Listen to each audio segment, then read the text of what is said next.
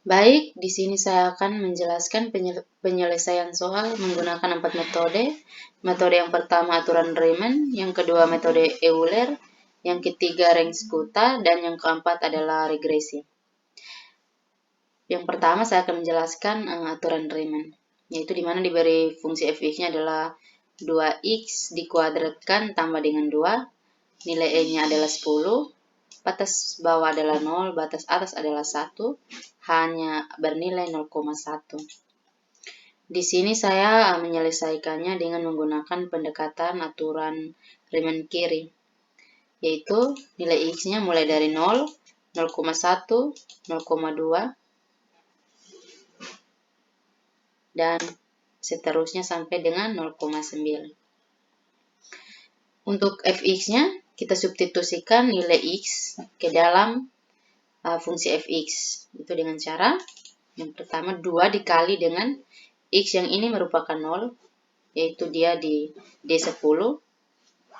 Kemudian dipangkatkan dengan 2 dari soal, kemudian ditambah dengan 2, enter, maka hasilnya adalah 2. Fx yang pertama bernilai 2.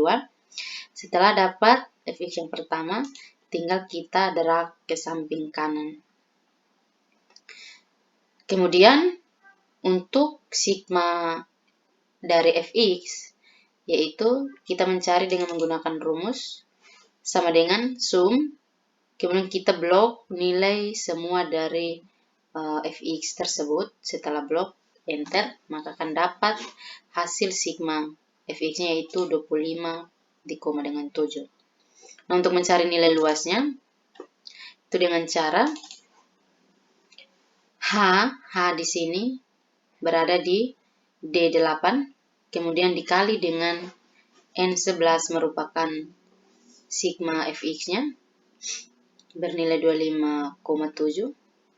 Setelah ini tinggal di enter, maka luas dari fungsi fx 2x pangkat 2 tambah dengan 2 adalah 2,57. Yang kedua adalah metode Euler dan Runge-Kutta.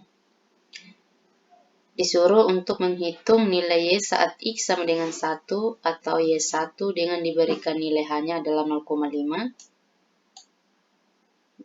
B. Bandingkan hasil antara kedua metode tersebut, manakah yang mendekati nilai eksak. Diketahui nilai eksaknya adalah 1,33. Untuk metode Eulernya, interval yang pertama yaitu 0, interval 0, 1, 2. Nilai xi di sini diketahui bahwa bernilai 0, yaitu yang ini, bernilai 0. Y-nya adalah bernilai 1. Untuk fungsi xi atau yi, kita akan mencarinya menggunakan rumus yaitu D29, artinya nilai xi yang pertama ini di interval 0 ini dipangkatkan dengan 2, kemudian dibagi dengan 2. Enter, maka hasilnya adalah 0. Nah, untuk mencari nilai xi pada interval pertama, itu dengan rumus D29, artinya xi pada interval 0 yaitu 0, ditambah dengan nilai h yaitu 0,5. Kemudian di enter, maka interval xi pada interval pertamanya yaitu 0,5. Setelah dapat hasil dari interval pertama, kita tinggal drag turun ke bawah, maka xi pada interval keduanya adalah 1. Kemudian yi-nya sudah diketahui bahwa dia bernilai 1 pada interval 0.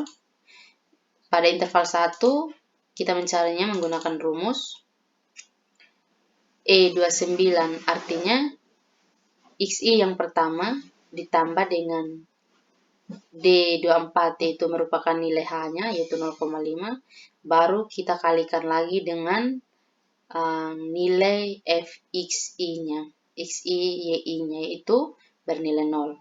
Kemudian enter, maka hasilnya adalah 1.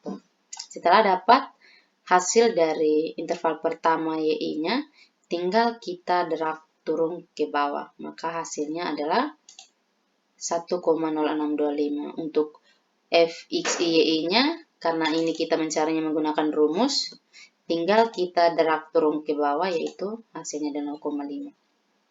Jadi dapat kita ketahui bahwa nilai Y saat X1-nya, yaitu yang ini, saat dia berada di X1 yang ini, X1, maka bernilai 1,0625. Di B-nya disuruh untuk kita bandingkan hasil antara kedua metode tersebut, itu metode Euler dengan metode Ringskota. Yang berikut saya akan menjelaskan metode Ringskota orde 4, yaitu yang pertama, ini merupakan interval nilai Xi, YI, Fx, YI, interval 0, 1, 2, Xi-nya itu yang pertama bernilai 0, YI-nya bernilai 1. Untuk mencari semuanya, sama saja dengan metode Euler tadi yang sudah saya jelaskan. Tinggal kita cari K1, K2, K3, K4, kemudian dengan nilai errornya. Untuk mencari K1-nya, itu dengan cara D24. D24 artinya nilai sama dengan D24, yaitu nilai hanya kita kalikan dengan nilai Fxi YI pada interval 0, yaitu 0, kemudian kita enter, maka K1 pada interval 0-nya adalah 0. Setelah dapat K1, kita tinggal drag turun ke samping ke bawah, karena sudah menggunakan rumus, jadi tinggal kita drag turun saja. Untuk K2-nya, kita mencarinya dengan rumus D24 artinya nilai H, sama dengan D24 itu nilai H-nya, baru dikali dengan J29 artinya nilai Xi pada interval 0, ditambah dengan 1/2 dari rumus K2, dikali dengan D24 itu merupakan nilai H-nya, ditutup kemudian dipangkatkan 2, dibagi dengan 2. Setelah itu enter. Setelah dapat nilai K2, kita tinggal drag turun ke bawah. Nah, untuk K3-nya, rumusnya juga sama. K3-nya itu D24 dikali dengan J29-nya itu nilai Xi-nya. Kemudian ditambah 1/2 dikali dengan nilai H, dipangkatkan 2 dibagi dengan 2. Maka hasilnya adalah 0,015625. Untuk keempatnya, kita mencari menggunakan rumus D24 dikali dengan J29. D24 itu merupakan nilai H, J29 itu merupakan nilai Xi yang berada pada interval 0, ditambah dengan D24 itu merupakan nilai H, dipangkatkan 2, kemudian dibagi dengan 2. Tinggal di enter, maka hasilnya adalah 0,06. Setelah dapat K4 pada interval 0, tinggal kita drag turun ke bawah. Nah, untuk nilai errornya kita mencari menggunakan rumus absolut, yaitu sama dengan ABS K30, artinya nilai Xi pada interval pertama dikurangi dengan K29, yaitu nilai YI, sama dengan ABS K30, yaitu nilai YI pada interval pertama dikurangi dengan nilai YI pada interval 0, yaitu K29, baru dibagi lagi dengan nilai YI pada interval 1, kemudian enter. Setelah dapat errornya, tinggal kita drag turun ke bawah. Nah, maka dapat kita simpulkan bahwa metode Euler pada saat X sama dengan 1 atau Y1 sama dengan 1,0625, sedangkan metode Ringskota orde 4 ketika X-nya sama dengan 1 atau Y1 sama dengan 1,16667 yang diberi nilai X-nya adalah 1,3. Jadi dapat kita ketahui bahwa dari kedua metode tersebut yang mendekati nilai eksak adalah metode Renz-Kutta orde 4. Baik, yang ketiga adalah metode regresi, yaitu disuruh untuk tentukan persamaan garis regresinya dan hubungkan antara curah hujan dan debu yang terbawa. Dapat kita ketahui nilai X-nya, itu merupakan curah hujan 0,01 cm, yaitu merupakan debu yang terbawa mikrogram per meter kubik. Baik, di sini sudah kita ketahui, yaitu X-nya bernilai sekian, Y-nya bernilai sekian. Kemudian kita akan mencari XY dengan X pangkat 2. Itu dengan cara XY artinya nilai X kita kalikan dengan nilai Y, yaitu dengan cara sama dengan X dikali dengan Y. Kemudian kita enter.